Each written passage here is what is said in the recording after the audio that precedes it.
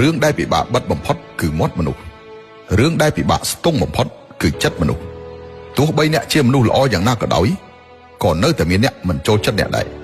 ទោះបីអ្នកស្មោះត្រង់យ៉ាងណាក៏នៅតែមានអ្នកសង្ស័យអ្នកដែរនៅពេលដែលអ្នកស្លៀកពាក់ស្អាតបន្តិចគេថាអ្នកមិនស័ក្តិសមនៅពេលដែលអ្នកស្លៀកពាក់សាមញ្ញបន្តិចគេថាអ្នកក្រខ្សត់ទោះបីអ្នកធ្វើអ្វីក៏ដោយនៅតែមានអ្នកនិយាយដើមអ្នកដដែលជាជាងព្យាយាមធ្វើឲ្យអ្នកដទៃពេញចិត្តគួរតែធ្វើឲ្យខ្លួនឯងសប្បាយចិត្តវិញរស់នៅក្នុងពិភពផ្ទាល់ខ្លួនដោយក្តីល្អហើយទុកឲ្យពិភពអ្នកដទៃដំណើរការទៅតាមធម្មជាតិរបស់វាទោះជាធ្វើការនៅកន្លែងណាក៏ដោយត្រូវចាំនៅ7ចំណុចនេះទី1ការងារមិនចិញ្ចឹមអ្នកទំនេរទេហើយក្រុមការងារក៏មិនត្រូវការអ្នកខ្ជិលដែរទី2ពេលចូលធ្វើការងារកន្លែងថ្មីមួយកុំគិតតែពីរឿងលុយពេកត្រូវធ្វើខ្លួនឯងឲ្យមានតម្លៃសិនទី3ពេលធ្វើការងារគ្មាននរណាម្នាក់ធ្វើការដោយរលូនទេទទួលយកកំហឹងខ្លះជារឿងធម្មតាទី4ទទួលបានការងារច្រើនមានឱកាសរៀនបានច្រើនទី5គ្មានមុខរបរណាស្រួលរកលុយទេទី6រកលុយមិនបានក៏បានចំណេះដឹងដែររកចំណេះដឹងមិនបានក៏បានបទពិសោធន៍ដែររកបទពិសោធន៍មិនបានក៏បានបទពិសោធន៍ក្នុងប្រវត្តិរូបដែរទី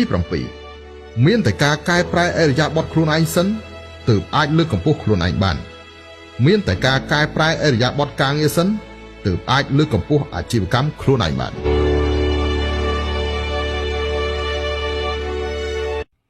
ដើមឈើខូចនៅនឹងឫសមនុស្សខូចនៅនឹងចិត្តអ្នកអាចចិត្តល្អអភ័យទោសឲ្យអ្នកដទៃប៉ុន្តែមិនត្រូវល្ងងទៅជឿគេប្រេះផ្ដាស់អ្នកមិនមានចេតនាធ្វើបាបអ្នកដទៃប៉ុន្តែត្រូវតែប្រុងប្រយ័ត្នចំពោះពួកគេអ្នកអាចមិនប្រកាន់ខឹងប៉ុន្តែត្រូវចងចាំឲ្យបានច្បាស់លាស់ចិត្តល្អនេះណាបើមានគឺមានបើមិនមានគឺគ្មានមិនមានការរំជើបរំជួលទេ5ប្រយោគដ៏សាហាវបំផុតខាងក្រោមនេះធ្វើឲ្យអ្នកមានភាពចាស់ទុំបានយ៉ាងឆាប់រហ័ស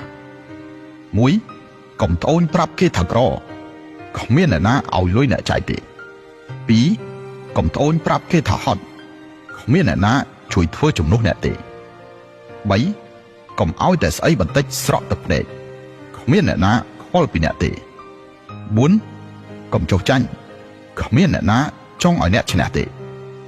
5កុំពឹងផ្អែកលើអ្នកដទៃមានតែខ្លួនឯងទេទើបអាចពឹងផ្អែកបានល្អជួយខ្លួនឯងបានទើបទេវតាជួយជាក្រោយ